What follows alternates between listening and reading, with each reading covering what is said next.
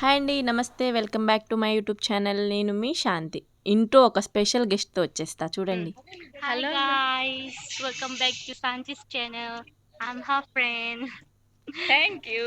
ఈరోజు మన వీడియో వచ్చేసి క్యారెట్ హల్వా అనమాట. ఎంతో easy and tasty carrot halwa 4 ఇంగ్రీడియంట్స్‌తో ఎలా చేసుకోవాలో చూపిస్తాను. చూడండి, వీడియో కంటిన్యూ అవుతుంది. ఈజీ మెథడ్‌లో ఎలా చేసుకోవాలో చూసేద్దాం. మనం ముందుగా క్యారెట్ తీసుకోవాలన్నమాట. అది ముందు వాష్ చేసేసుకొని దాని మీద ఉన్న పీల్ తీసేసుకొని తురుముకోవాలి. కొంతమంది ప్రాసెస్ ఎక్కువ ఉంటుందని చెప్పి కట్ చేసి లైట్గా కుక్కర్లో ఉడకబెట్టి కూడా చేస్తారు. అలా కొంచెం బాగోదు, మనం తురుముకుంటేనే బాగుంటుంది. కావాల్సిన ఇంగ్రీడియంట్స్ ఏంటి అంటే క్యారెట్, పాలు, పంచదార, డ్రై ఫ్రూట్స్ అనమాట. క్యారెట్ని ఇలా తురుముకొని ఇలా మంచిగా తురుముకొని పొడి పొల్లాడుతూ ఉంటుంది. అదే ఉడకబెడితే కొంచెం అంటే గట్టిగా ఒక దగ్గరగా ఉంటుంది కదా, అలా బాగోదు. ఈ టైప్లో తురుముకొని స్టవ్ ఆన్ చేసి ప్యాన్ పెట్టుకొని ప్యాన్లో 2 టేబుల్ స్పూన్స్ గీ వేసుకోవాలన్నమాట. అస్సలు క్యారెట్ హల్వాలో గీ హైలైట్ అనమాట. గీ వేసుకుంటేనే చాలా బాగుంటుంది.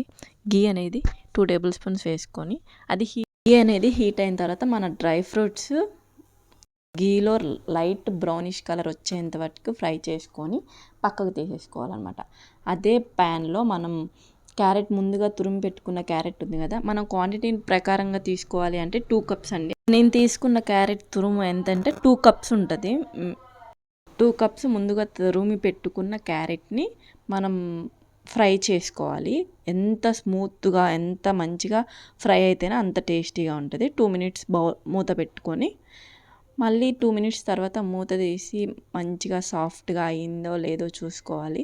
సాఫ్ట్గా అయింది అని మనకు అనిపిస్తే కనుక, అంటే పచ్చివాసన పోయింది అనుకుంటే కనుక మిల్క్ యాడ్ చేసుకోవాలి. మనం 2 కప్స్కి 1 కప్పు మిల్క్ యాడ్ చేసుకుంటే సరిపోతుంది. అది పచ్చి పాలైనా సరే, బాయిల్ చేసి పెట్టుకున్న పాలైనా సరే ఓకే, ఏదైనా ఓకే. ఎందుకంటే దీంట్లో కూడా మనం కుక్ అవుతుంది కదా బాగా, ఈ క్యారెట్ అనేది ఈ మిల్క్లో కుక్ అవుతుంది కాబట్టి పచ్చి పాలైనా పోసుకోవచ్చు.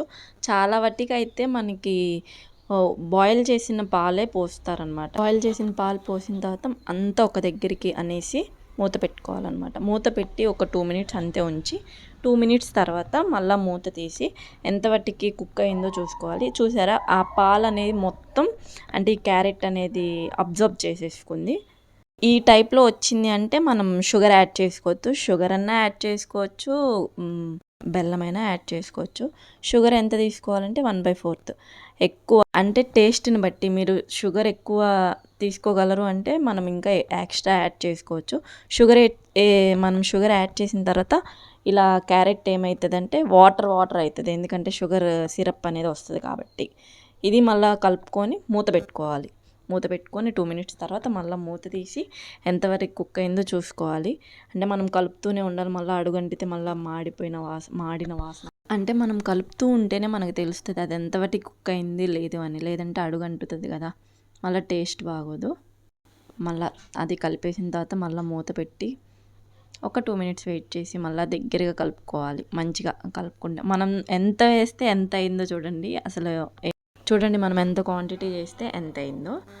క్యారెట్ అయితే ఇంత స్మూత్గా టెక్స్చర్ అనేది మారిపోతుంది. తర్వాత మన డ్రై ఫ్రూట్స్ అనేది యాడ్ చేసుకోవాలి. మనం ముందుగా ఫ్రై చేసి పెట్టుకున్నాం కదా, ఆ డ్రై ఫ్రూట్స్ అనేది యాడ్ చేసేసుకోవాలి. డ్రై ఫ్రూట్స్ అన్నీ మంచిగా గీలో ఫ్రై చేసి పెట్టుకున్న డ్రై ఫ్రూట్స్ అన్నీ మంచిగా యాడ్ చేసుకొని మిక్స్ చేసుకోవాలి. చాలా బాగుంటుంది. మీకు గనక ఇంకా నెయ్యి అంటే గీ సరిపోలేదు, మనం ఇంకా వేసుకోవచ్చు అనుకుంటే ఇంకా 1 టేబుల్ స్పూన్ యాడ్ చేసుకోవచ్చు. గీ ఎంత వేసుకుంటే అంత బాగుంటుంది. ఈ క్యారెట్ హల్వాలో గీయే హైలైట్. నేను గీ వేసుకొని ఒకసారి కలుపుకొని మళ్ళీ మూత పెట్టాను.